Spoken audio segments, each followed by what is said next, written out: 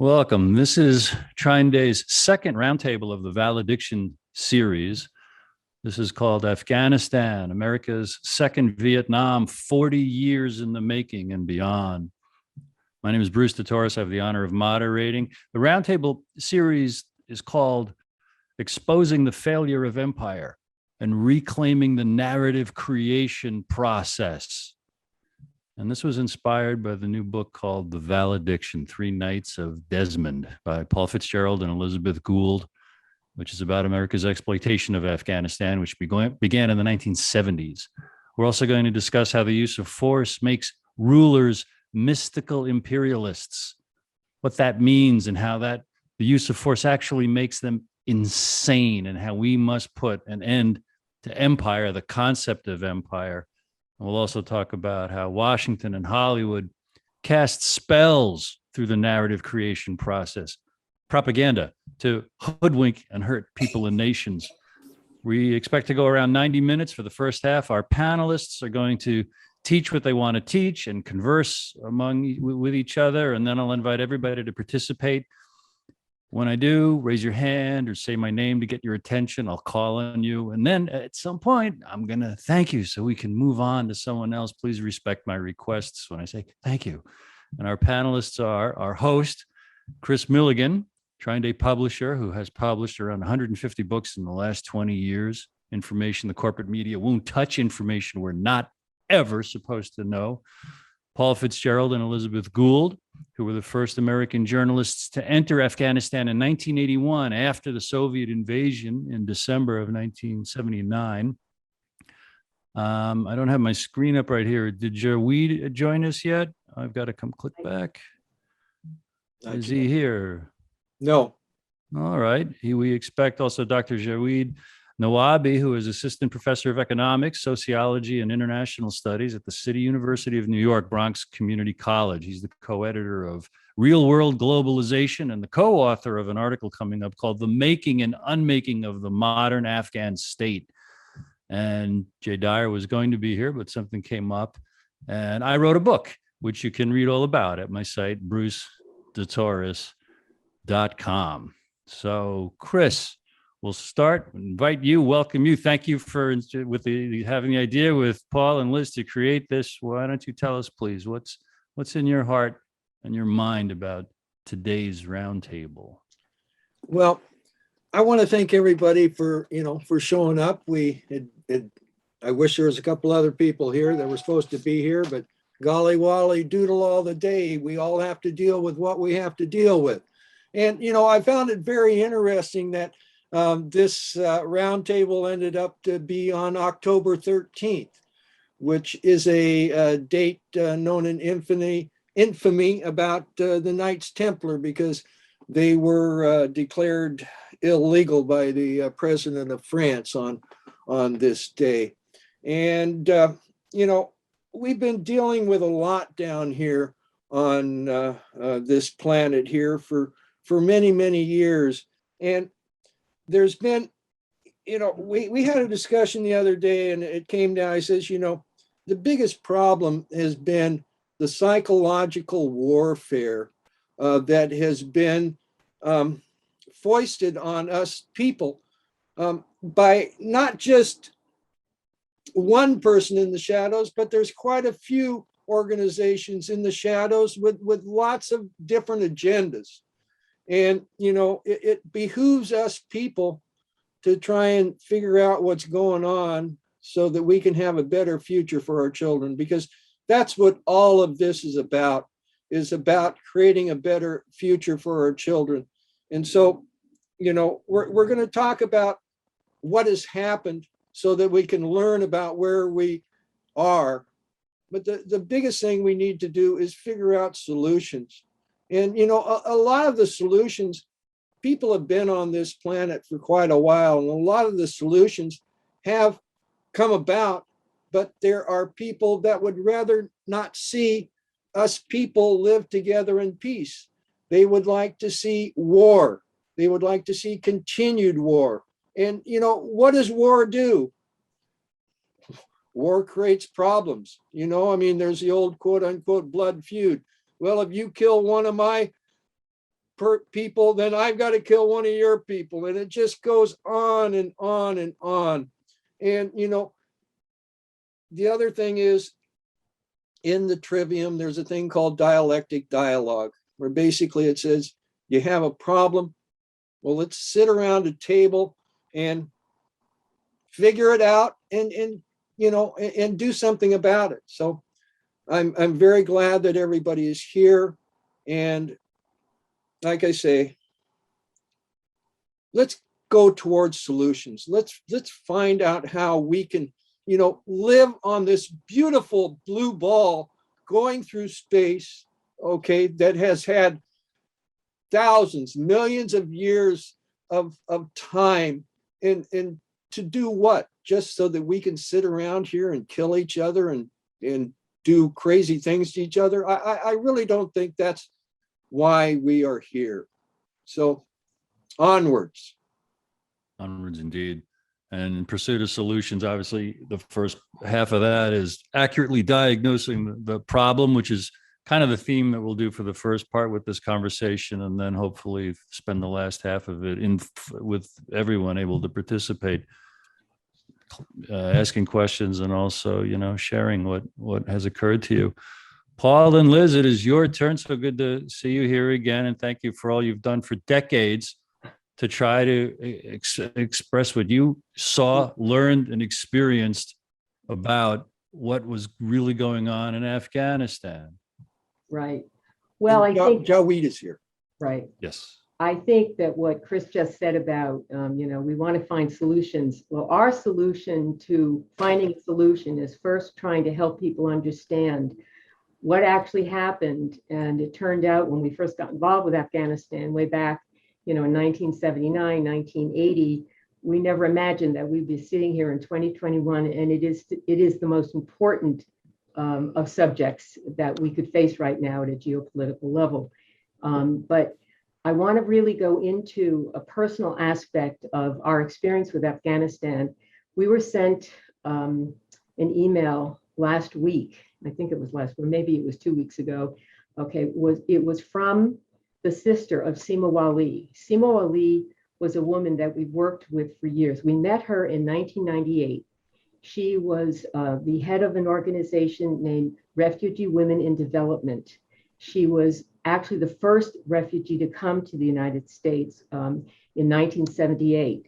So she's been with us for a long time. Well, it turned out in 1998, we met her, and Seema wanted to know from us, because we had some information about the US role in Afghanistan. She said, why hasn't anything changed yet? The Soviets withdrew 10 years ago and nothing has changed. Now it's worse. The Taliban have taken over.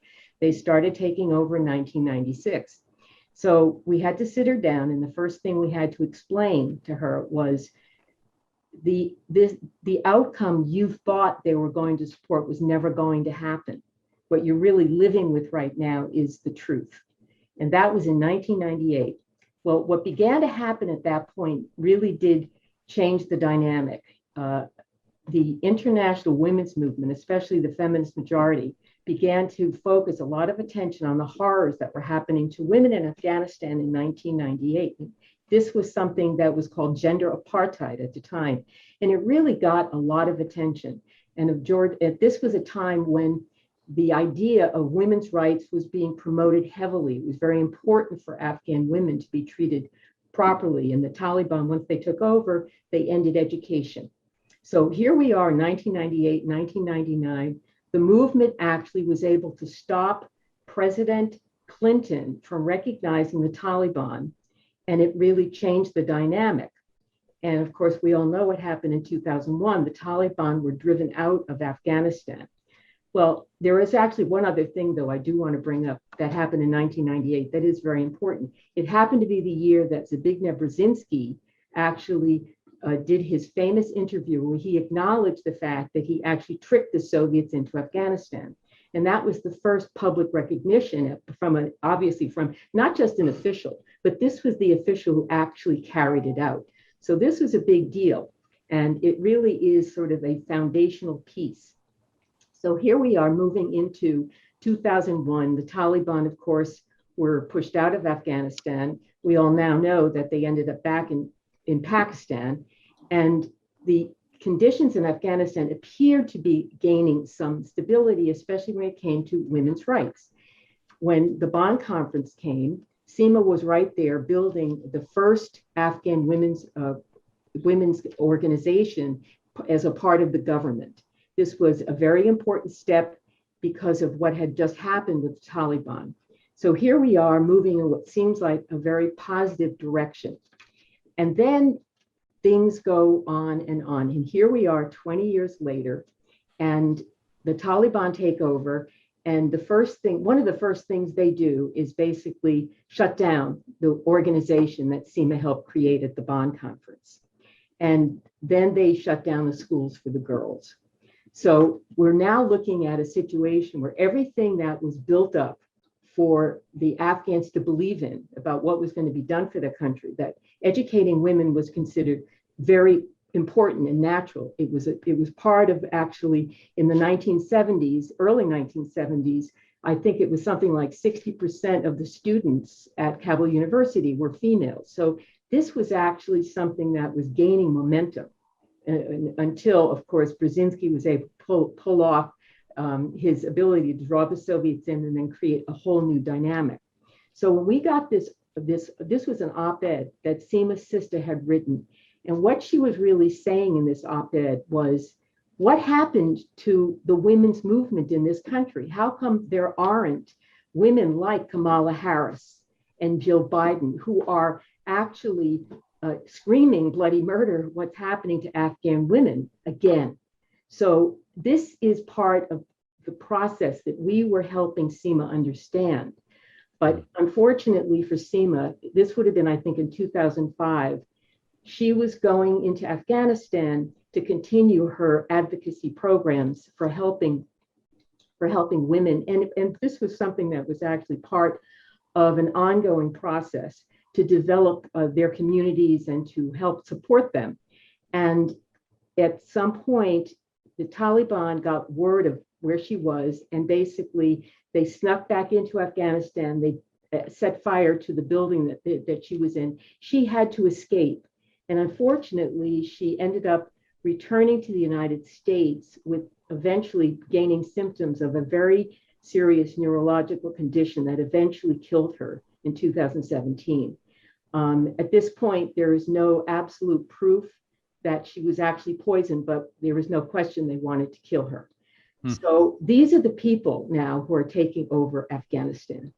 And the irony of ironies is that, I mean, this is just one of those small pieces of history that we feel is an odd kind of combination. But it turned out that Seema died, it would have been the fall of 2017 in Falls Church, Virginia, where she lived. And ironically, it turned out that Zbigniew Brzezinski died in the spring of the same year.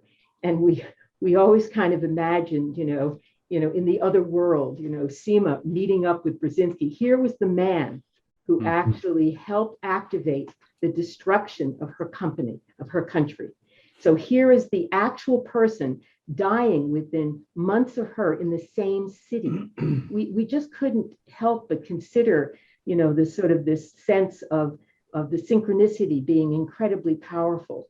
But when we got this op-ed from her sister, it really just reminded us of the whole process that has been now is being lost again. The Taliban now are going from being a terrorist organization, and the first thing they do is shut down all things for women, and the world is just going along this time. What happened in 1999 is very different.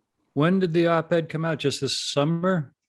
The op-ed that Seema's sister wrote was at the end of September. And she said she was saying, why aren't Kamala Harris and Joe Biden, why aren't they vocal about women's rights? Right. Well, about Afghan women being subjugated to this again. This is what's such a tragedy, that Americans are now looking at this as if it's being normalized. This is how Americans get tricked every time. The Taliban are still a terrorist organization, okay, Right. they're still, I mean, this is the whole point, but now the process is being set up to legitimize them. And Right. I'm sure there's going to be some very meager efforts to pretend that they're going to be pushing them for women to gain more rights. And Liz, stuff. if I could, if I could clarify a couple of things before moving on.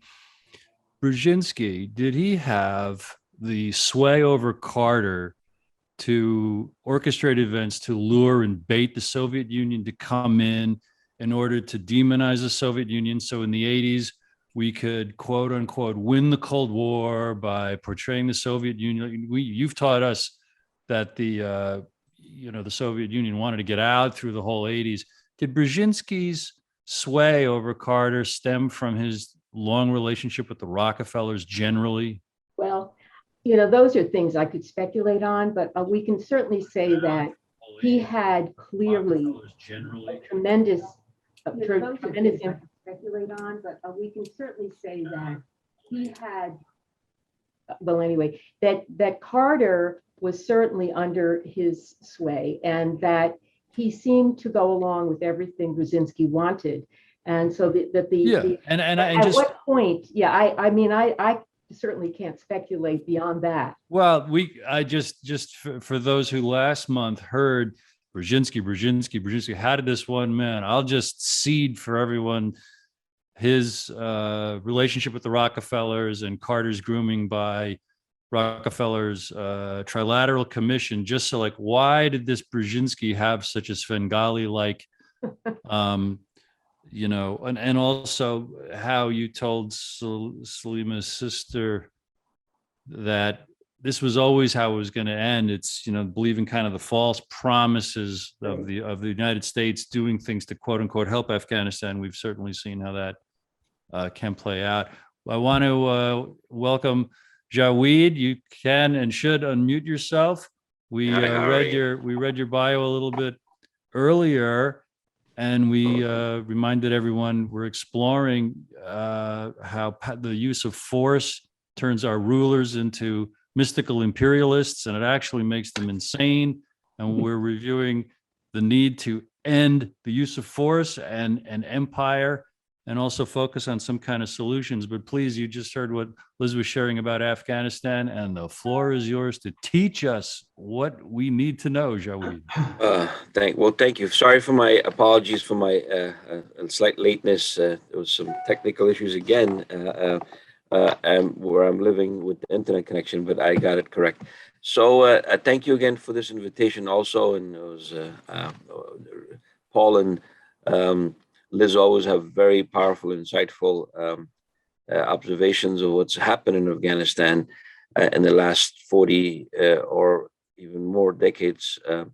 And yeah, obviously, I just want to pick up from one thing when Liz said something about when she was talking to Seema Wali and the naivety of her Seema's. That, there are Afghans like me who already back then weren't fooled. I mean, the fact that there were so many Afghans who were like Seema, who actually were duped by these false promises, is staggering to me, that they actually thought that the U.S. would bring freedom for them or this or that. I mean, she should have just looked at the people that the U.S. supported for her to bring freedom. The Mujahideen. I mean, what were their values of women's freedom when during all in the 80s, they were burning women, killing women in the schools and everything, throwing acid in the 70s. I mean, I don't get why they would even have that sort of false expectations. And also in 1996 and 2001, when the Taliban did come to power due to the brutality of these other, Mujahideen organizations who really fought, and they raped and pillaged and destroyed Kabul and other cities and made life so, unbearable. When the Taliban did come over into power, I remember I was part of an organization called Afghanistan Peace Association, and we went to Virginia several times to try to discuss the Taliban support with the Clinton administration. And the deputy for Eastern, sort of Southeastern or Central Asian Affairs in the State Department, and he's also quoted in Hamid Rashid's book, The Taliban. The U.S. at that time said we have no problems with the Islamic Emirate of Taliban. There'll be something like the Saudis for us. Right. And so again, to my analysis, if you look at this, the U.S. really has no beef with the Taliban so long as they supposedly don't have any terrorist organizations aiming at the U.S. And the women's rights is a secondary, third, or fourth issue, and just more of a marketing ploy when you need to go invade a country and create a humanitarian and rationale for it. And the U.S.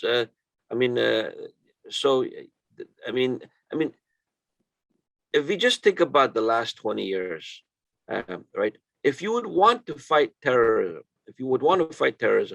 one of the most powerful forms, institutions that fight is the state. A state. The state is, if you look at modern European history, why they were able to conquer the world is first because they had modern nation states that were very efficient organizations in having standing armies, collecting taxes internally, and then that allowed the institution to be able to propel itself forward. So states are very important in terms of bringing stability within the territory of a nation state. In the last 20 years, the U.S., as it went to Afghanistan, as Elizabeth was mentioning, they brought back the very militias and warlords that the Afghans hated, and because of them, the Taliban came into power. And you see what they did in 20 years. Mhm. And they were so corrupt that they were just unbearable for the Afghan people. But the U.S. brought them back. There was no reason why the U.S. had to bring back these.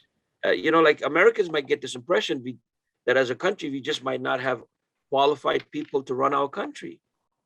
But we have tons of qualified people who are liberal, secular, modest, modernized people who know how to run an administration, who actually work in the West, and they have high positions in the administrations in the West.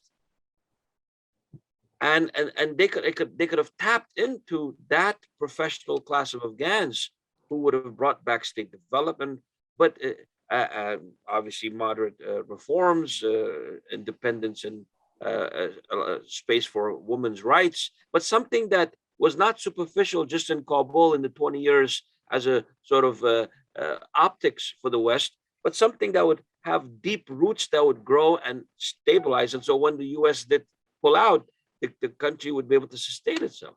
But you also can't sustain a country if you don't have any productive base. Until the US moved out of Afghanistan, up to 70% of its government operations was coming from the West, America as a large part. How do you sustain a country where the government has so much dependence on foreign support, and it doesn't have its own internal tax base because you've never built any productive base for it to tax? Shaweed, I want to run a scenario by you and get your impression of it. I've heard it asserted that the Taliban is a creation, or was a creation, of Pakistan's ISI in kind of collusion with Western intelligence. Is that generally true? From what I have also read, and what the Hamid Rashid's the book on the Taliban, yes. And from what I hear from Afghans, they essentially were cobbled together out of students of madrasas who are essentially, the children of the former 80s Mujahideen fighters. And yeah, they were cobbled together. And now the Mujahideen that also evolved into being called Al Qaeda, right? Yeah, well, the thing is, the Al Qaeda is the Arab sort of political Islamists and terrorists that the U.S. You see, there's another factor too. When Afghanistan in the 80s was fighting the Russians, the U.S. CIA with other Arab and Pakistani intelligence, ISI, they coordinated to bring about 30 to 40,000 Arabs inside Afghanistan to fight. So Osama bin Laden is one of those Arabs that they brought into Afghanistan to fight, because supposedly the Muslims are going to fight the evil empire, the atheist empire. So all the Muslims are going to get together and call it jihad, this holy war against the Russians. So the U.S. coordinated about 30 to 40,000 Arabs. So Osama bin Laden is part of that organization of Al Qaeda. The Mujahideen are Afghan organizations, and the Al Qaeda is the Arab. Okay. And supposedly, you know, the Osama bin Laden, because he fought, so you know, he was being hosted in Afghanistan as a former person who supposedly helped free Afghanistan from the atheist Soviets. Yeah. And I did want to add one very quick message to your point about the evil Soviets and what was going on. In the late 1990s, Lila Helms, who was the daughter-in-law of Richard Helms, was representing the Taliban in this country. And she was interviewed on mainstream media, and she would tell them that you could always tell the communist Afghan women, they were the ones who were educated. It was meant clearly as an insult at that time. And so, you know, what's really interesting is when you look at Seema's obituary in the New York Times, they actually claimed that it was the Soviets that started gender apartheid. So you can see how they mix up their own. It's a mixed up muddle. Bruce, I just wanted to add this one quote that I came across from Sarah Chase. Sarah Chase is the daughter of some very prominent American political people. Her father was actually called by the Warren Commission. He was a lawyer for the State Department about Lee Harvey Oswald, to testify about Lee Harvey Oswald and how he managed to get out of the country and come back into the country apparently without any difficulty. So she wrote something. She wrote a piece. It was in the Boston Globe on August 16th, about just after the takeover by the Taliban. And she was there. She was she ran an NGO in Afghanistan after the 2001 invasion. She said, she asked the question, is this American democracy? Well, is it? Pakistan, the Taliban, so the dominant narrative goes, arose in the early 1990s in Kandahar. That is incorrect. They were birthed across the border in Quetta, Pakistan. I have had countless conversations with actors in the drama, as well as ordinary people who had watched events unfurl in Kandahar and in Quetta. Their accounts were detailed and unanimous. The Taliban were a project of the Pakistani military intelligence agency, the ISI. ISI operatives even conducted market research, testing the name Taliban and the spin that these humble religious apprentices had no interest in government. They just wanted to curb the chaos infesting the city in the wake of the Soviet withdrawal. The label and the message took, but they were lies. Could I add? Could I just to add to Paul's point? I mean, when he read that quote from Sarah Chase about when they were even marketed that they don't want power, it's so true, because I remember my father telling me in 1996 when the Taliban were coming, they broadcasted that we're going to bring back the Zahir Shah. And that's why a lot of people who are very like liberal and secular, like my father, thought, oh, maybe they're good because they're going to bring back the king. At least, you know, something.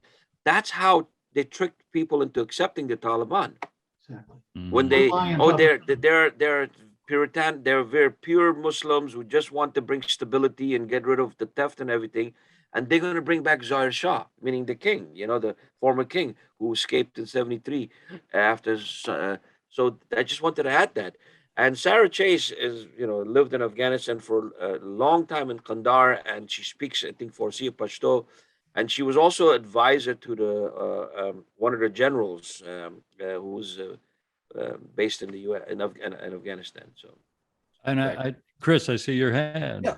Since Jay wasn't able to make it here today, let's go ahead and start opening up the conversation before an hour, because we've got some good people here. We ought to hear from them. We do, and I was going to quickly, valuably, I think, remind folks who came in late that we also had as a topic the the failure of empire, we want to, accurately do, and I think it really could be an endless exploration of what the problems are or the symptoms of, hey, the way things are running just don't work anymore. And the Well, pursuit of we shouldn't be solutions. an empire. We shouldn't really be an empire. Well, that's why for latecomers, I just want to remind what we said at the top. We are putting on the table as possible topics of conversation how the use of force makes the rulers insane, that they are actually leveraging mystical imperialism, which Paul and Liz could talk about, forever and keep me listening. So that's for the latecomers. And now, if you, I do want to invite one particular guest, Mr. Ellsberg, if you could unmute yourself. Thank you for coming in. And from what you've heard, and you have there was a recent article about an interview you gave about Afghanistan. The floor is yours, my friend. I'm sorry, an recent interview? I'm not sure what you're referring to. Well, it was a blog article about an interview you gave. You were interviewed by a fellow named Dennis, but that's okay. It was about whatever. I'll tell you I apologize, but I don't have, my machine wasn't working. I was having a lot of trouble. I was about to call my son and to get me working on this. I had to go in and out. I wanted to ask, will this be available later on a link so I can see the whole thing? Yes, it will. Again, I'll have to leave a little after 1. I'll just make one observation, cold here, not having heard the earlier discussion. I'm sorry, that it's not easy to shock me these days, but it's still possible. As Lily Tomlin said, no matter how cynical you get, you can't keep up with it. And so when I read just a couple of years ago, the 1998 interview of Brzezinski in Le Nouvel Observateur, has there been discussion of that already in this group or not? Briefly, but go ahead. But, and I'm sure you all know that. And he tried to back away a little bit from it later, but not effectively, that the Carter administration had given aid to the jihad, supposedly, in opposition to the pro-Soviet regime at that time, 6 months before the Soviets came in. And when Carter signed that order, I'll say this just for those of you who may not have seen this, when Carter signed that order in August, I believe it was, of 1979, Brzezinski wrote a note to him, this will probably bring the Soviets in effect. Now, in that note, he's not saying itself whether it's a good thing or not to do that. But later, when the Soviets did come in on Christmas Eve, I think it was, of that year, he then reports in the same interview, I gave a memo to Carter saying, now we can give the Soviets their Vietnam, like the title of your piece here today. And when I read that, I thought that was one of the most wicked, I'd have to say evil, episodes of imperialism that I can think of. There's an endless supply you can look at, but that's one of the most wicked American policies that I've ever seen, because they did give the Soviets their Vietnam, and they gave the Afghans their Vietnam. And the figure usually used without challenge is of 1 million dead in the 10 years that the Soviets were there. So for purposes of state, which again, for those of you who haven't known, when he was challenged on this by the same interviewer, I think, in Nouvel Observateur, do you have any regrets about this? This is now 1998. He says, no, regrets how? That was one of our best policies. And he said, well, what about Osama bin Laden? And no, it wouldn't be that. What about the Muslims? At that point, he said, what? You want me to be sorry for a few, what was it, riled up Muslims, I think he said? Yeah. What's the word? Yeah. Riled up Muslims. Riled up, I had it right. Riled up Muslims as opposed to breaking down the Soviet empire. Now, the contribution of this is probably not zero, but it's not easy to say how big a contribution there was of this to the changes that Gorbachev made and the resulting events. May have had some effect. It's not obviously, one thing or another. But the idea of doing that at the cost of the Afghan lives, as we had, of course, done at the cost of Vietnam lives, and now we're doing with Afghan, Iraqi, and so forth. American interests involved. What I came to see in Vietnam late in 1969 was that we were fighting a war in someone else's country that they didn't want. They did not want this war to continue. And I couldn't find an American official, well, the ones who really knew, who thought otherwise, that nobody believed in America that the Vietnamese wanted this war to continue. Nobody knowledgeable that I knew. So this was one of the turning points in my own consciousness to realize, wait a minute, what right do we have to be doing this in their country? Well, of course, this was, that means then that our infliction, our war in Vietnam has been 40 years, not 20 years. And that it really has to be seen that way, and perhaps that's been mentioned already. In Afghanistan. What did I say? Vietnam. Afghanistan, of course. And in Vietnam, one of the revelations of the Pentagon Papers was the title of it was U.S. Decision-Making in Vietnam, 1945 to 1968. Mm-hmm. And that title, I think, was not classified, but when people saw it, I wonder how many people thought, decision-making in Vietnam in 45? What is that about? And it took me a long time to realize that from the point of view of the Vietnamese, yes, they well understood we've been the backers of the French, and they regarded what we called the French War as the French-American War. Mm-hmm. And that we didn't step in from the French, we just continued what we've been doing. That was the point of view of the Vietnamese we were working with. So anyway, I'm saying you're looking then, even now, especially in the controversy that's come about our getting out and so forth, so little is made of the question of whether we had any right to be doing what we were doing in that country or any of these other countries. Noam Chomsky, I think, first raised that word in my mind in things he'd written. Mm-hmm. The U.S. acts as if it had a right. And I remember reading that when I was working for the government late in the game and thinking, I've never seen that issue raised, a right to be doing it. And even now on Vietnam, when they're talking about the 50th anniversary of the Pentagon Papers, this arises in Afghanistan also, people say that the papers now, looking back on it 50 years, that what the Pentagon Papers revealed was that Americans, officials knew that the war was not winnable. Mm-hmm. They lied about that. Well, two things wrong with that. Which may, to a degree, apply in Afghanistan also, at least at the beginning. The JCS never agreed that the war was not winnable. The Pentagon Papers throughout, and most of you probably aren't aware of this one way or the other, but they show over and over that the JCS says, yes, let us win this, do what we want, mine Haiphong, bomb every target in North Vietnam simultaneously up to the Chinese border, go into China if the Chinese resist this, go into Laos and Cambodia. They were saying that from 61 and 64 on. They almost said, if you do what we want, it's winnable, on the first point. Second, this 50th anniversary of the Pentagon Papers, it's very dismaying to me, the implication that the reason that many people turned against the war non-violently and actively, the people who inspired me, did so because the war was not winnable. Wait a minute.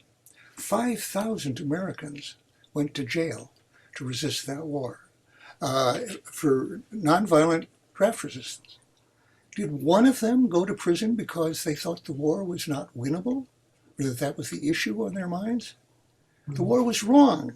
We had no right to be doing what we were doing. And that's in Afghanistan. They have constructed the appearance of a right for at least the first issue of pursuing Osama bin Laden, putting aside the whole question of whether there were other ways to get at him and whether we had a right to do that in any case. But at least you had a shadow of a pretense of something that had some justification. But at the point where they had let Osama get away for reasons that are up in the air here, and he was out, and Al-Qaeda had been pretty much destroyed in Afghanistan. And what's new to me to realize in the new discussion, I don't remember knowing that Mullah Omar had proposed surrender in December of 2000? 2001. 2001. Yeah, 2001. If he could live in Kandahar, that's what I'm reading now, new to me, if that's correct. The idea that- Osama proposed surrendering? No. Who? I said Mullah Omar. Mullah Omar, Taliban. Right. Implicate. Taliban. Okay. Okay. Did I say it wrong? Yeah, No, you're you right. were Oh, no. right. I could easily say it Right, wrong. yeah. And but anyway, that there was a proposal of surrender, and that I believe Rumsfeld, as I said, we don't negotiate surrender, something like that, an absurd statement. Right. The point being simply, that was 20 years ago. We're coming up in December on 20 years. Right. Right. The idea of taking on the Taliban, whoever they were, however you see them, as our enemy, and that we had a right and to shape the society supposedly there and so forth, for those 20 years is absurd, and yet rarely discussed over here. Also So absurd it's is how only discussed in the question of whether you can win or not, as if Hitler's advance into Poland is to be judged only on the basis of whether he could win or not, which he did in that case. Russia, no. Daniel, Mr. also Ellsberg. very, very absurd is how quickly time goes. Chris, I see Right. your hand up. Yeah, I'm here because of my father. And he was he was in intelligence. He was in COI. He was in OSS. He was in G2, and he was in CIA. And his last overt job was branch chief head of all of East Asia Analysis Office. And then he quit them soft in 57 and hard in 59. And then in 1969, he took me into a room with Dr. D.F. Fleming from Vanderbilt. And he told me, he said, the Vietnam War is about drugs. There's these secret societies behind it. And then he said, and communism's all a sham. These same secret societies are behind it all. It's all a big game. You know, I'm thinking my daddy's nuts. This is 1969. And then they go on to tell me that they were playing out a lose scenario in Vietnam. He said that when Eisenhower had come aboard, they had there'd been a worldwide assessment report, and in this assessment report, there'd been Vietnam, and they were, you know, if we back a Catholic, you know, in a Buddhist country, and blah blah blah. And he told me, he said they're playing out a lose scenario in Vietnam in 1969, and it didn't compute very much with me. And he told me one of the reasons why they're doing that is because they want to get American boys and girls and other boys and girls to send them to hell for 1 year, because this was a new kind of war. You didn't sign up for the duration. You only went for 1 year. And after 1 year, some of those kids went home addicted to the heroin that was being proffered to them from anybody that was 12 years and up. And so there is, that I've seen, a level above our sovereign country where people are using assets within our sovereign country for their own games.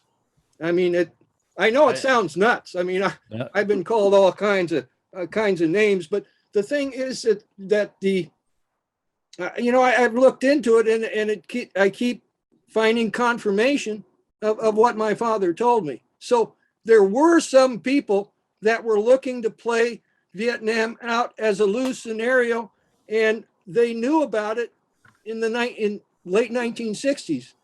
So it's a great example of how we could imagine how everything in Afghanistan has been played out and stretched out for reasons that do not come to light in the mainstream. Before I ask others to raise their hand to indicate desire to participate, Mr. Ellsberg, I just want to give your bio real quick to those. You alluded to the Pentagon Papers. There might be some folks here who don't know. You were the one who got into the New York Times and then into other papers that top secret Pentagon study about the American military struggle in Vietnam as a major whistleblowing and expose that the American people needed to know. The planning and back to 1945, you got arrested. Your case went all the way to the Supreme Court, and it was a huge impetus to the anti-war movement and the sentiment of, wow, we have not been being told the truth by our government, and you're heroic in that regard. And then and just to put the cherry on that story, in response to which Richard Nixon formulated his plumbers unit to find the leaks, and that led to the whole Watergate debacle. So it's an honor to have you here, Mr. Ellsberg. I do want others to raise hands or give share. If you want to participate, ask anyone a question. I see Javad, you were first. Jawid, you were first. Thank you. I just want to also communicate my honor for actually being in the same panel with Dr. Ellsberg. It's been an honor. I've always heard about your, sacrifice and what you revealed to the world with the Pentagon Papers, and your lifelong fight for truth and justice, and to stop the U.S. aggressions, and to be a much more, enlightened and moral country. So you will always be an honor. You're a legend already. It's my honor. Yes, thank you. Yep. And in pursuit of solutions, it's what each of us can do. I saw recently, be brave, do something. So this is the time, call my name or raise your hand. I can see or hear you. Liz. Yeah, no, I did. I wanted to acknowledge what Dan has said. Dan Ellsberg is actually someone who gave us a wonderful blurb for our book, Crossing Zero, which we did in 2011. Here it is, right on the cover. Thank you from that wonderful. Thank you, Daniel.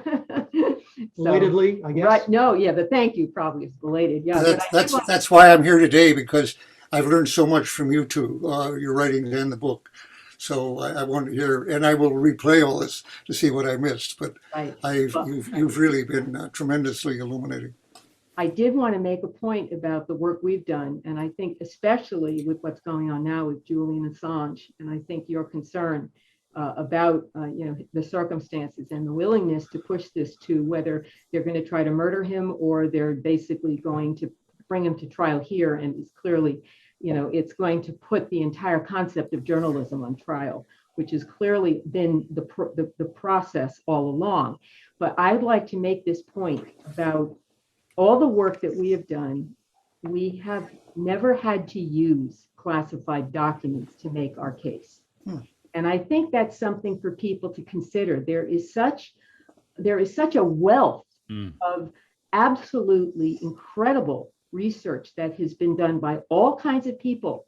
And there are people who have done some pretty bad things, like Brian Crozier, who is this incredible secret agent man who apparently, I think the British secret agent, who heavily influenced, the whole concept of what the secret agent could get away with. In fact, there was an attempted coup of Wilson in 1972, because they put out so much propaganda, they began to believe their own propaganda that he was a commie. He was involved with the communists. So that Moscow was going to take over London. Right. And they actually were going to have a coup, and it was stopped, before it actually happened. Right. Nothing happened to them, of course. So, so the process we are in, I think, is definitely far more visible than I think people realize. And if you start digging in, you may find that, yes, there probably are very important documents that we need to basically confirm what we might already have a pretty good idea of.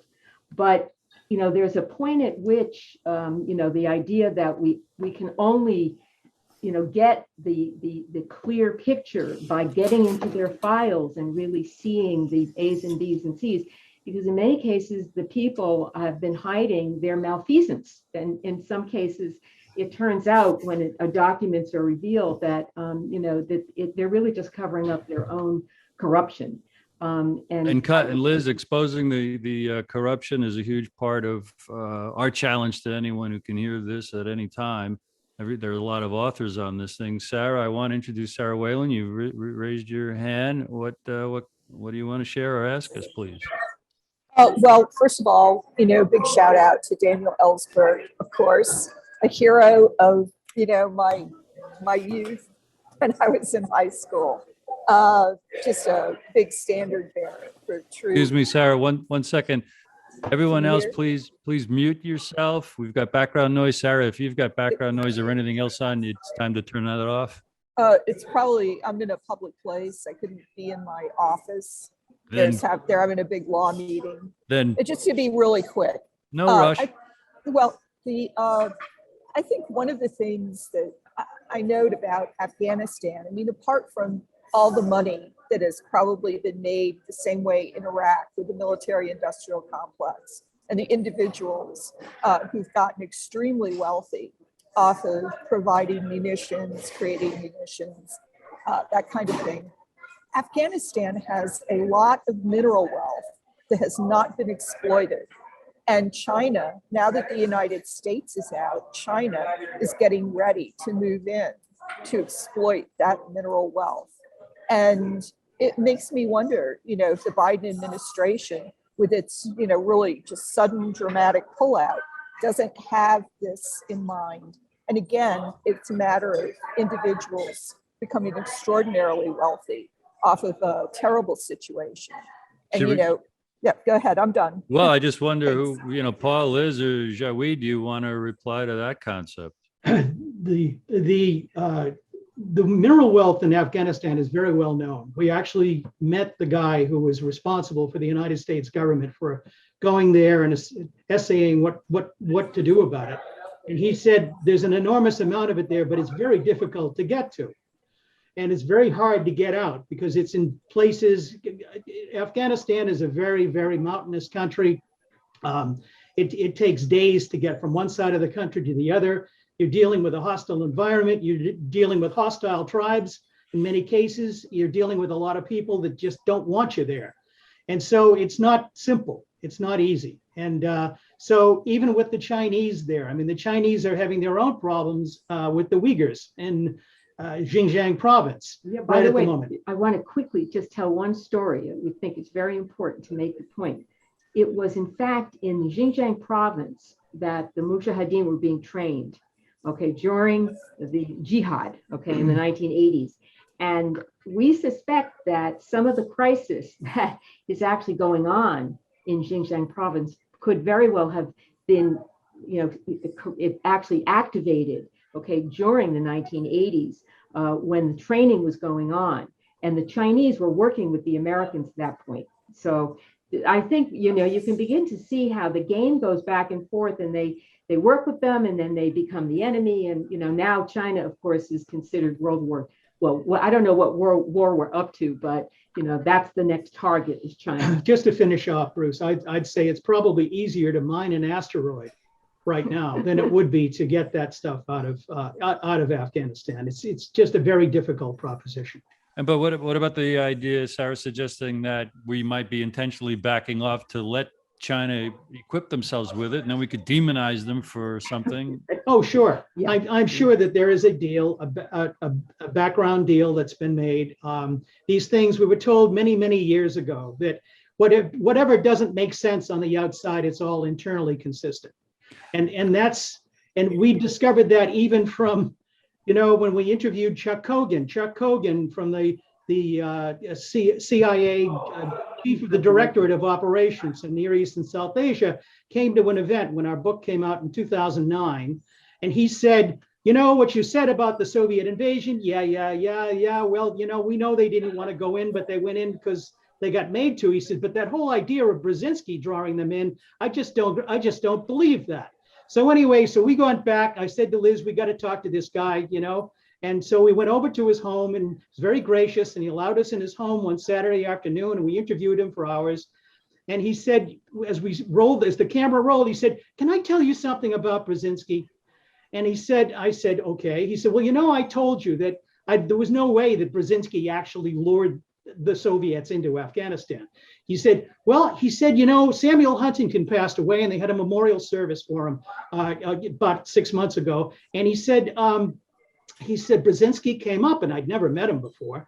And I went up to him and I told him, I never believed that Nouvelle Observateur interview that you gave where you supposedly claimed that you lured the Soviets into their own Vietnam. And he said, oh yeah, I did.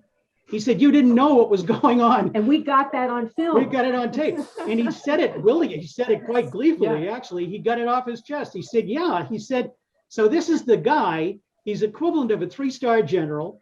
He is running the operations unit for 5 years, Operation Cyclone, and he doesn't know what Brzezinski was doing over at the White House at the National Security Council. So Right. they put that in perspective of all the other things you've been told, all the other things that we've been told by our government. One side is telling you one story and the other side is telling you another story. So who's really in charge? And that's where kind of we get into Kris Millegan's idea of what mystical imperialism is all about. Now, And before you continue, Sarah, could I ask you to mute yourself because we're Yeah, still sure, I'm bleeding sorry. through? Not at all. Thank you. Paul, go. What? yes, and just to sum up, that's the whole idea. Is the fact is that Oh. the system was constructed in such a way as to make sure that people whom they knew were not going to go along with this so-called ultimate secret agenda were not going to interfere with it. So everyone was kept compartmentalized. And Right, I'm and sure that was a fellow. He was in the Pentagon when he didn't, he can't believe he didn't know what was going on at the White House, right? exactly. He right. was running the operation for the Central Intelligence Agency. He was convinced that something like that could not happen without him knowing it. And probably in the past that may have been true, but he had no idea that Brzezinski had set up a stovepipe operation and literally was able to keep, Stansfield Turner, Secretary of State Vance. These were people who had a hard time getting to Carter. And I have a hard time moderating when there's so many wonderful people with so many wonderful insights. I want to quickly just comment on what Kris Millegan was talking about, his lifelong journey to study what his father had seeded in that conversation from 1969. I encourage everyone to, after this call, to go to TrineDay.com, buy a book, but click on podcast, find the 63 episodes. They're usually about a half an hour where Kris has interviewed many of his authors. And in these tight little conversations, onion layer after onion layer, exactly what we're doing right now, because there's about 20, let's see, 15, there's about 20 of us right here. We personally must accept the challenge to spread the word. It's a very simple, confirmable message. There's tons behind the scenes that we, the people, must know. If more of us did our job in a republic, we could put the brakes on the crimes against humanity being done in our name by our government. So now we're all going to take a nice deep breath. And I see two hands raised. I'm going to go ladies first. What with Ruth and then Joel, and then Max got his hand up. Ruth, Joel, Max. Ruth, how are you? I'm good. I'm so glad to be here. I'm so proud of Elizabeth and Paul. I have just some thoughts. The thought about what Jawad was talking about, Seema, not having any idea of the darkness of the American intention. There's something about that just shook me, because I feel like this is going on all the time. There's something that brainwashes people that has to be understood, that it works all the time. And then the other thing that I had to say has to do with what's going on all over the world with the COVID vaccination, and realizing that if there's not an understanding historically of the manipulations of people that has been going on to get them to go along with a very, very dark agenda, nobody's going to see what I think is a Trojan horse. And we're in the middle of World War III, and it's inside of our bodies and it's being injected into us. And it's like you can't believe it. You can't believe it unless you have some sense of the history of what's been going on, and for example, Vietnam, and getting people addicted and I'm just throwing that out. That's all I want to say. But I'm understanding that I think the COVID, a lot of it is a tar baby designed to waste our time, because really the question here is the war and the psychological warfare that's been going on. And I really think that it is a tar baby of a lot of time waster, okay? Because there is much more going on than just COVID. And there's a lot of people with a lot of agendas just getting people to fight each other over myriads of things. And it's a waste of time, is my own personal opinion. I do hear you, and I feel like there are many things that need attention. I do think that there's a process of I don't want to say anymore. That's it. I think it has to do with artificial intelligence and making humans. Well, the Pentagon head of artificial intelligence just quit because he said the Chinese have already won the artificial intelligence war. But it's all beyond that, because I mean, we're a bunch of people living on one planet, and we need to learn to get along, and we can get along. It's just that there's people in the shadows that they make money out of all the strife, and we just need to continue having dialogue. And if we can continue to have dialogue, I think we can get through it. Thank you. I agree with you. I just say, watch out for the Trojan horses. Oh yeah. And they are legion. Thank you, Ruth. Joel, can you hear me? I can hear you. Likewise. Yes, and I hope that one of the successes of our getting together is that we're going to actually do projects together and have some subcommittees. And I want to be on the subcommittee that authors the new book called Fathers of Mystical Imperialism. Chapter, I got it all here. Chapter 1, the Goebbels Doctrine. If you want to maintain control domestically, tell everyone that we're under attack. We're under attack by the Nazis. We're under attack by Islam and their derivative terrorists, by the communists. We're under attack by COVID, by climate change. We're under attack by China. This is the obvious screed. This is the obvious scam in order to control us all. It's also very, very good business. To quote myself, I always say that peace is bad for business. I need to make a bunch of bumper stickers, and that would be one of them. Peace is bad for business. It explains so much. Even in COVID, there's so much intellectual property going on, wars. So if there's a repurposed drug that could cure us, we're going to cancel that out. We're going to replace it with something with a new patent that makes 700 times the amount of profit we would have made on the old one. I'll end my story because I see the clock. I'm running out the clock here. But thank you, Kris. Thank you so much for whatever role you played in bringing this a merry band together. It was very nice. Thank you, Joel. Max Parry, can you unmute yourself? Yes, thank you. I actually just have a quick question for Paul and Liz. I finished the book recently. Sorry, I'm a little nervous. I was just actually taking a screenshot to send to my mother of like, look, I'm 2 heads away from Daniel Ellsberg and his. Anyway, I'm assuming everyone here has read the book, so I wouldn't be spoiling anything by asking a specific. Oh, no. Oh, no, not necessarily. But that's okay.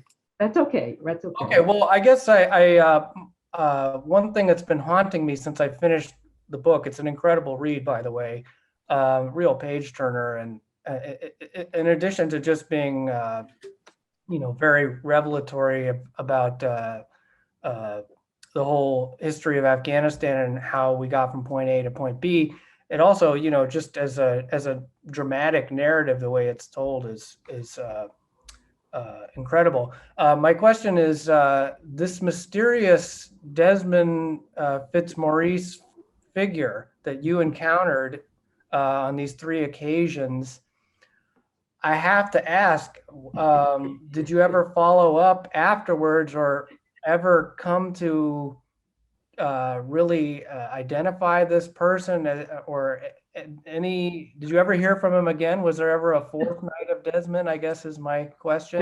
That would be telling. Well, you can tell them about resurrection. Right. Yes, Well, well, I think I think that the reason that we call this a novelized memoir is because we borrowed some of the fluidness of a novel structure, because it was so impossible for us to frame the story, which did include, and I think this is what Desmond Fitzmaurice really represents, is he's like an embodiment character. He includes encounters in dreams. He includes a mystical quality.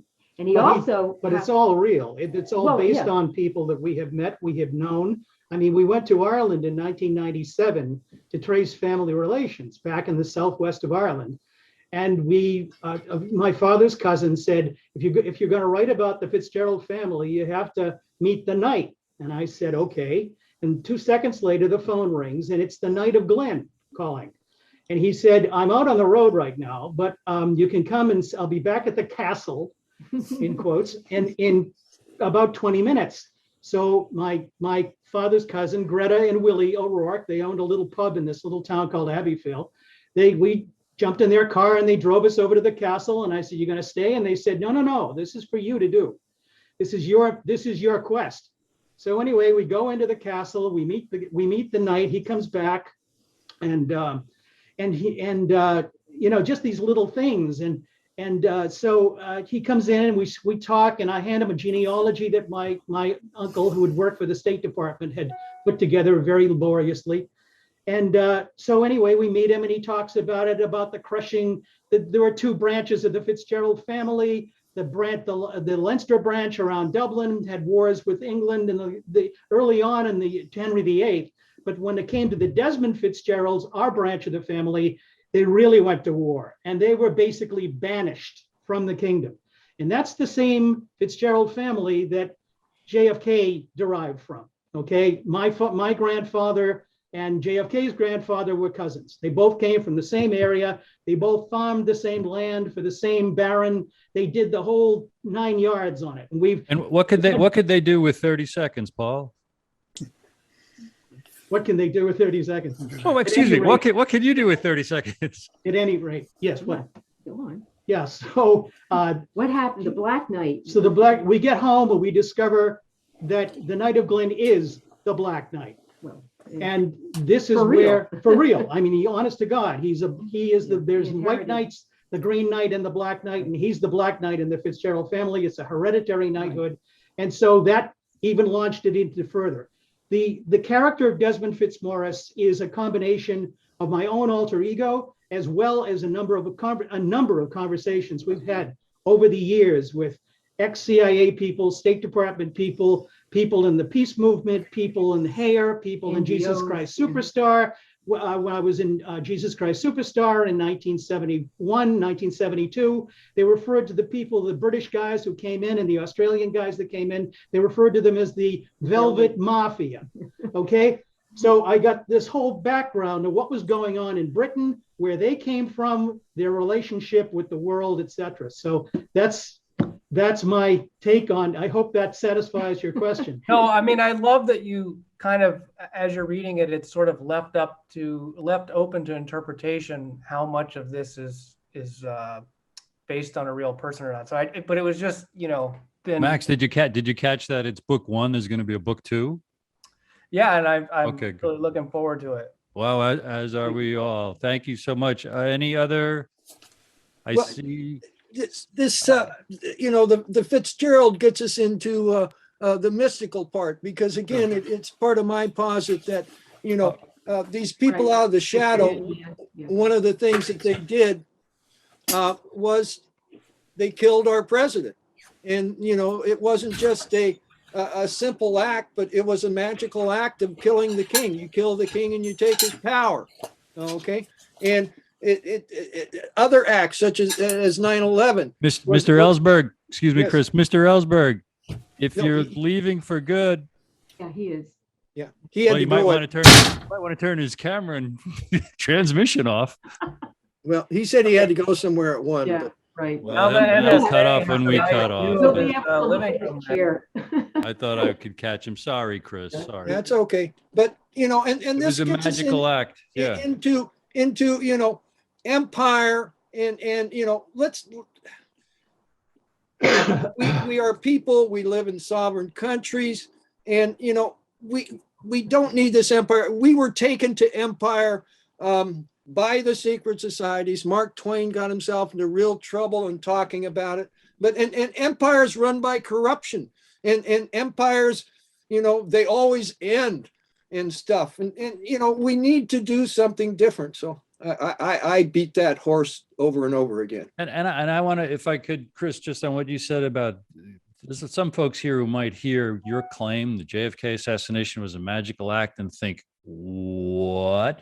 Well, by that, I'm going to interpret Kris as by implying or meaning it's the result of generational plans that are handed down generation after generation among the elite of the elite. These folks who use force to maintain their grip on power.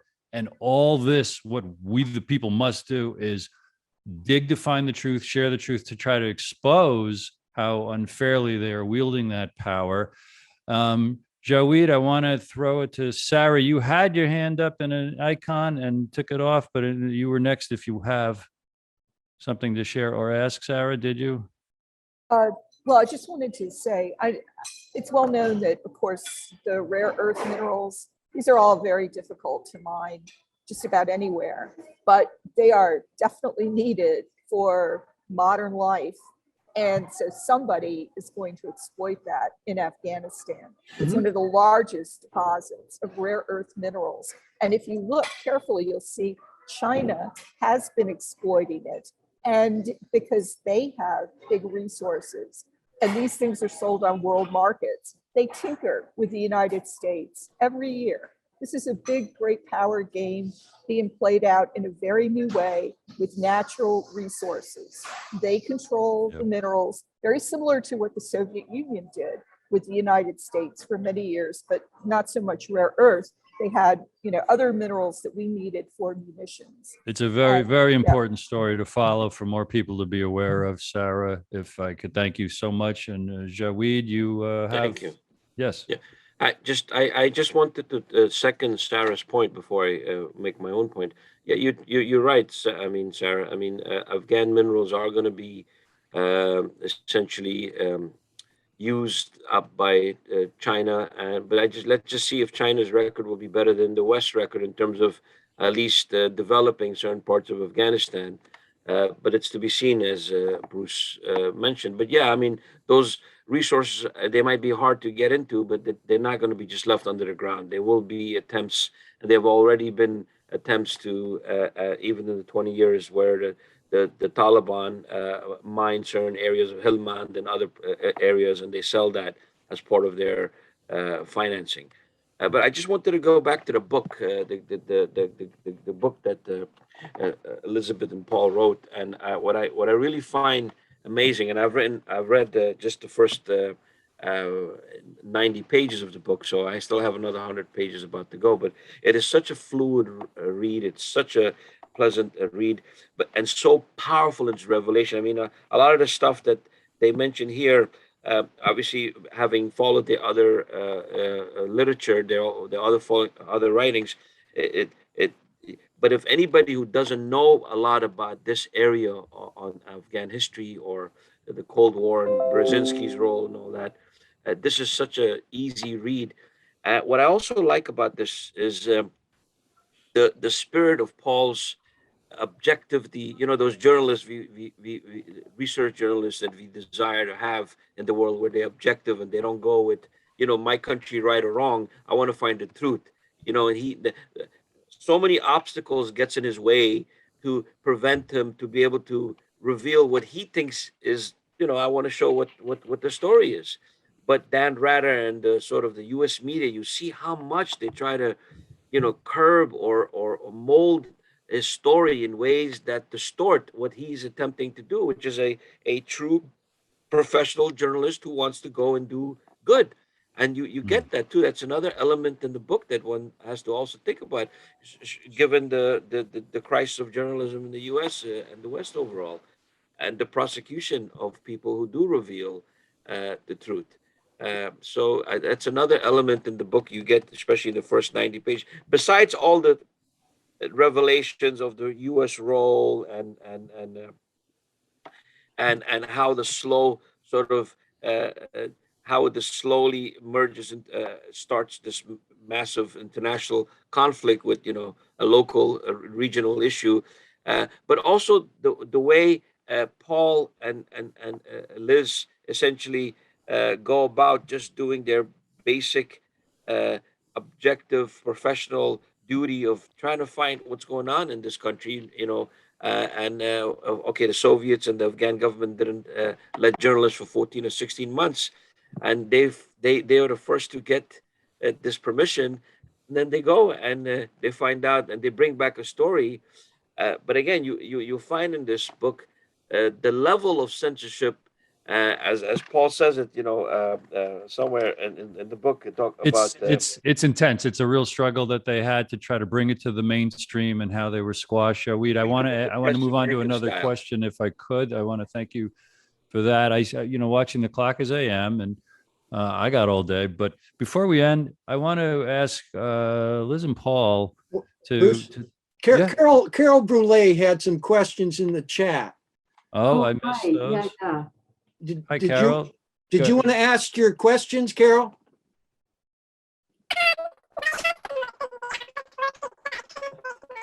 Carol, there's a glitch because you sound like Minnie Mouse on helium.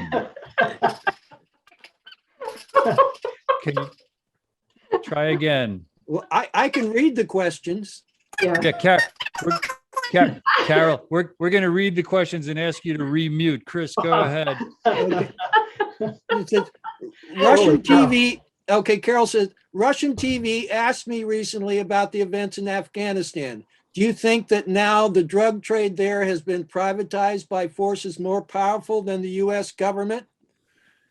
And I think it was privatized a long time ago, Right. Carol. Right, yeah. And the U.S. government is basically The I mean, military support. providing rear echelon support. I think yeah. in general, Yeah. but I think that was established, I think, back in the 1970s, actually, Right. when the drug trade moved from Southeast Asia to South Central Asia. Right. Now that right there is such an explosive assertion, Paul. Your inbox is about to be flooded. If people could wrap their minds around your answer right there, they would say, I haven't begun to bump into duplicity. That whole claim you just made right there. And Carol, if that was your natural speaking voice, no offense. And she has another question here too. Who's driving U.S. foreign policy in the current administration in the general and toward Afghanistan specifically? I would say whoever's paying the most money right now, whoever the biggest donors are. I mean, this has become government by demand, and Corporate interest. it always was to some degree, but now it's naked capitalism at this point. Well, I'd go so far as to, and maybe it is synonymous, naked fascism. If if fascism is, as many assert for decades, fascism is the blending of corporate and state power. Right, and the final stage of empire is the predatory capitalism is certainly a sign of it. But there is one point I would like to make very quickly about the nature of the economy. Okay, very few economists seem to really talk about this, and I think it's critical. When you actually have what's called defense spending, which of course it shouldn't be called defense spending, it should be called offense spending. All right, when you It's very offensive. Yeah, right. 800 to 900 bases around the world, and you are the largest polluter in the world, which isn't even counted as pollution. You can see where the whole issue of climate change and all these things just don't have any sound basis on which to really make real change. So what are they doing when they say climate change? So I really think that we have to realize that military spending, the military, and now that has been, the weaponizing is going into everything. It's not just the military, with missiles and bombs. We're talking about militarizing medicine, militarizing academics, militarizing the entire world. Everything is being sucked into the war mentality. Okay, and the people who are driving it are all, and that's your imperialism. That's what happens when you actually literally use imperial power, which is literally called mystical imperialism. That was a term that was coined for Cecil Rhodes, okay, when his mentality went off into taking over the world and bringing all of the values of the Western Judeo-Christian values to the heathens. And this is very important to understand that when you remove the war economy, all right, the idea of what we will be as an economy completely changes overnight. That is the thing. Don't think in terms of a new economy. Think in terms of an economy that is not weaponized, that is not a war economy. And again, we're not talking about real defense. We're talking about offense. And that's what we're really seeing. And that's what's stripping the Western economy into shreds. Hello. Hello, Bruce. How you doing? I think Bruce froze. You got him there. Uh-oh. Oh dear. Bruce. It's gotten very cold on Bruce's Okay. I guess he'll come back. He'll come back.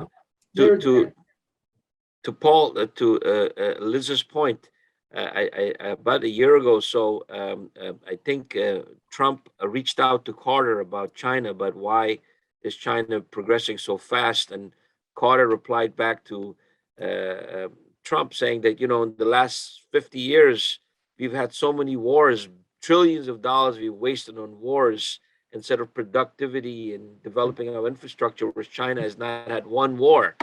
So talking about, offensiveness, yes, I mean, it is a war economy. And even Carter had to, make that observation to Trump, because Trump was baffled in terms of what's going on with the U.S. economy and why is our economy staggering compared to and deindustrialized compared to China and in danger.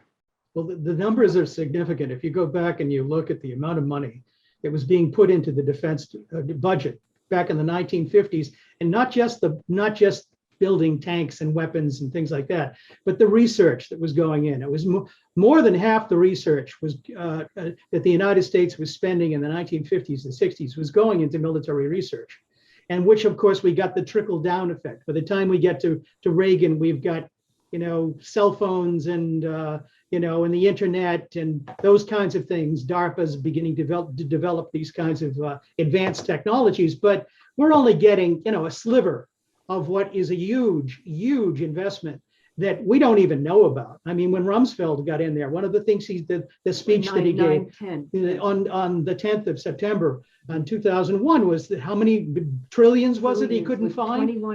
21 trillion. I mean, even he couldn't find it. And he was a businessman working for Searle, I believe, the drug company.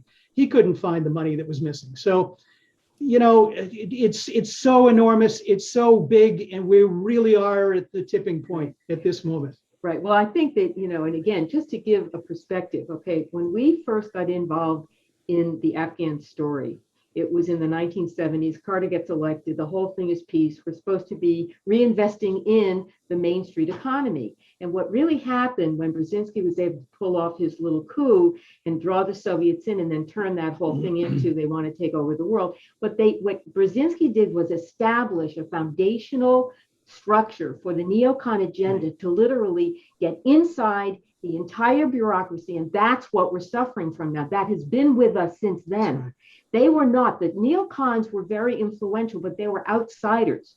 They were not really the structure of the bureaucracy. That has that's all it is. He was so effective. William Casey, when William Casey ran the CIA, he had run Reagan's campaign and came in and was the head of the CIA. He wanted to keep Brzezinski as the National Security Council chief because he was so effective at it. Right. Well, it was politically impossible for him to make that happen inside the Reagan administration, but he did want to try to do it. But what Reagan... Liz, I'm sorry, Liz, Kris raised his hand and we are acutely at an interesting time point here. So then I just got cut off for a while. So if this is so rude, I'll stop. So, I basically, I wanted to talk about Jaweed's point in that, I've been looking at these secret societies for a long time, and it come to me that one of the posits and one of the things that the secret societies were doing was they were looking to quote unquote rule the world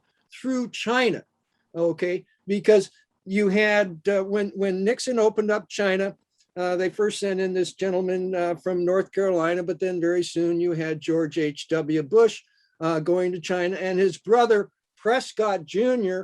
Went to Shanghai and started sending out all the money to build all the factories, okay? Because, you know, they found out that, you know, power attracts, you know, detractors. They want to take them out of power, so they try and, you know, have their power from another place, okay? And so that's one of the things that I've been talking about for well over 10 years, that they're looking to quote unquote rule the world through China, okay? And the thing is we can stop them from doing that, okay, by basically continuing the exposition of what they are doing, and just take back our own sovereignty, our own country, and have a good future for our children.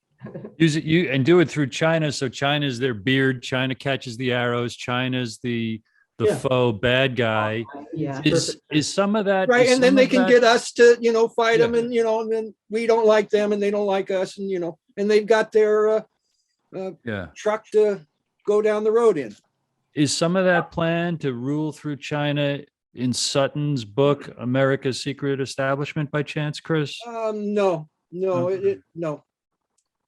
And folks who want to talk, if you don't mind just hitting the hand icon, or actually just raising your hand. Joel. I'm seeing who's got a hand up. Kris. Oh, Liz. Joel, I see your hand, but Liz, did I rudely interrupt you to finish a point, or? No, I think, you know, I probably said what I needed to say. Josiah, do you have something to say? Well, I see. Joel's got his hand. I see Joel. Mary's got his hand up. I saw Joel's hand up first, and then we saw Max. So Joel, we can hear you. Yeah, one of the most popular words today in this meeting has been fascism.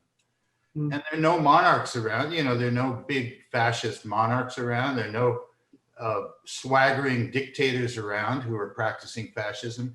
How did fascism go dark? You know, in the 90s, I was having lunch with a emeritus professor from Duke in economics, Tom Naylor, and we were talking about, you know, scratching our heads about fascism. How did fascism go out underground? How did it go into a proxy state? Why isn't it so overt now? What happened? And in the middle of this conversation, I blurted out a word, techno-fascism. Mm-hmm. And he got so excited, he jumped up. He's about 6'4", and he said, "That's a book." So I can't. Kris and I are sort of kicking around a book on that subject now, but I have to give Tom, who unfortunately only lived to 2010, he pushed me on this, and he said, "Look, it's like saying it's the next thing after follow the money. Follow the technology. What is intellectual property doing now to make war? What is it doing?" So it goes. Great points. Great points, Joel. So fascism goes dark in the form of technology, and I trace it back actually to, unfortunately, IBM. Big Blue was in Germany. It helped do all the demographics. It helped round up all the people, and so I do a little bit of history of techno-fascism, and we make this neologism. Fortunately, we're trying to get it on the web now so other people don't steal that and write the book first. Do you have a concluding point or a question, Joel? In conclusion, no, I love this gathering today, and I want to thank you so much, Bruce, for moderating, and I just am in awe at the company I'm with. We've got 2 more planned, and for all we know, we may do it every month perpetually. Max, you had a question or a point? Yeah, I just had a general comment I wanted to make, just thoughts and reaction to the book. I just really think that the book has so many layers to it, and is just really, really important for more people to read. And, you know, just something unique about it is the fact that it's just so rare that journalists, who were actually on the ground there in the 1980s in Afghanistan, where, after Western media had been banned from the country, to not only first, try and break the truth about what was really going on, and how, you were there seeing how the sausage gets made, how mainstream media was selling lies about what was really going on in Afghanistan. And the fact that you were able to do that, to be doing on the ground reporting like that, but then also be able to illuminate what was going on, like in the broadest sense, which, I think within journalism, there's often a division between, people who analyze the broader context and people who do the on the ground, dirty work reporting. So, and it's dirty work to moderate sometimes. Max, do you have a concluding point? Because there's no, that was it really. It's just it's very generous. It's very generous. I want to tell you, Max, and everyone listening, that Kris and Paul and Liz got the idea for this roundtable series as a result of a number of books finding their way to Kris around this theme of this deep history or this mystical history. And I know one of them, Sarah, you'll be pleased to know that in many of the planning meetings, your book, Royal Vengeance, the assassination of Princess Diana, and the history of human sacrifices, and Ed Dodge's book, History of the Goddess, there's a lot of hope in the mystical angles that we really haven't even scratched in the first of even this roundtable. Folks, that's to come. And also all the praise of Paul and Liz's courage and value as journalists, reporting what they actually saw and heard. Again, I implore you to get those second mortgages and invest the money in all of TrineDay's books, and send Kris your proposals for the books you're all bursting to write, because we are all firm believers, I say, that the truth will set us free, and great things will happen when more of us know more of the junk behind the curtains. Liz alludes to the Wizard of Oz as a great metaphor for not only reality, but something that we all must be. Toto pulling the freaking curtains back. Kris, I inquire, shall we continue? Because we've kind of bumped into our plan here. No, I think we're, anybody have last words? I think we're done for this one. Going once. Carol, would you unmute and say something just for the fun of it? When you hear the playback, Carol, you're not gonna believe what you sound Carol, like. you're gonna love it. Onwards. Thank you, Okay. everyone. Thank you, everyone. Thank you again. Everyone. Messiah, Bruce, Robert. Thank you.